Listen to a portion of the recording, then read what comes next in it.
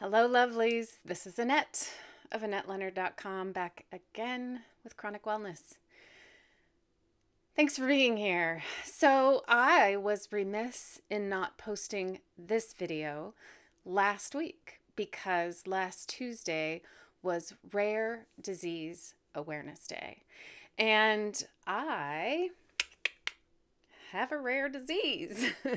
And my rare disease is Antisynthetase Syndrome. Yes, folks, it's a mouthful. And because antisynthetase syndromes, common abbreviation among patients is ASS, I think it's fair and reasonable to say that I feel like ass most of the time. Antisynthetase syndrome is quite uncommon. It is typical for less than 1 in 100,000 people to be diagnosed with antisynthetase syndrome. And it is more common in women than men, as with many autoimmune disorders. And we'll talk on other shows about why that might be the case, what the dominant theories about that are. And antisynthetase syndrome is a cluster of autoimmune diseases. It is an immune-mediated disease where the immune system causes inflammation across multiple systems. Predominantly, the one that most people tend to notice first is one of the myositis. So these are inflammatory myopathies of muscle tissues that typically cause muscle wasting diseases. So this is polymyositis, dermatomyositis, inclusion body myositis, juvenile myositis. I think I'm probably missing one there. And they are linked to autoantibodies that impact the proteins in our muscle tissue and burst the muscle fibers and then cause them to melt away. Additionally, this disease cluster is known to include polyarthritis, or inflammation of many joints, sometimes large, sometimes small.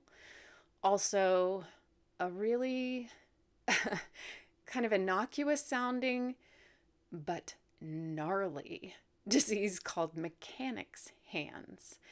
And when this was happening to me, my hands were so impacted I couldn't use them. They were like claws that I couldn't bend. I couldn't articulate. I couldn't open a door. I couldn't tie my shoe. I couldn't text on my phone. I couldn't type on a computer. Couldn't open a pill bottle, a drawer. I could hardly hold my toothbrush. I couldn't hold a pen.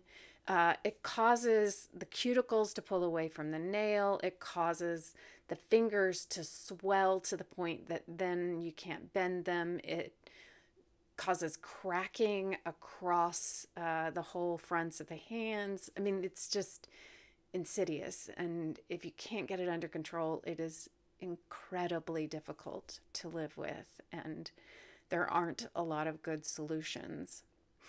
Additionally, in many patients, Renaud's syndrome is a known member of this pack, which is particular cold sensitivity. It's some kind of dysfunction of the circulatory system so that your extremities don't get circulation in the cold. And so your hands can turn any number of fun colors from red to blue or purple, sometimes white, and are almost always freezing cold.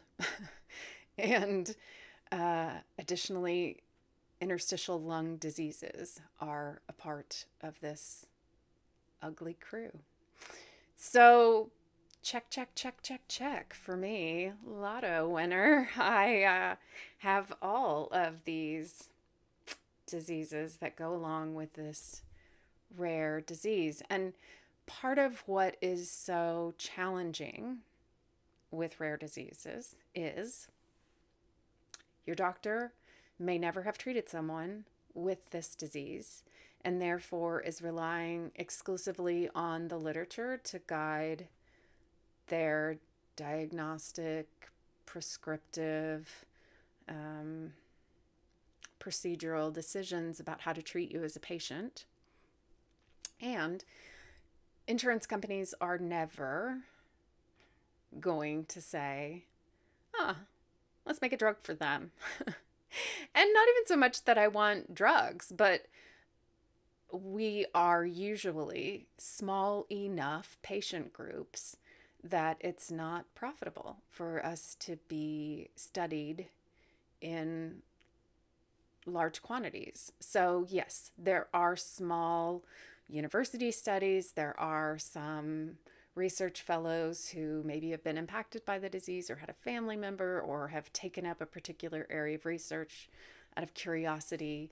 Maybe they're studying one of our autoantibodies or one of the proteins that's causing this to happen, but it means that research for our disease forms and therefore advancing the field and learning more about how to treat, what the prognosis, life expectancy, how to increase quality of life for those of us with these rare diseases is increasingly difficult.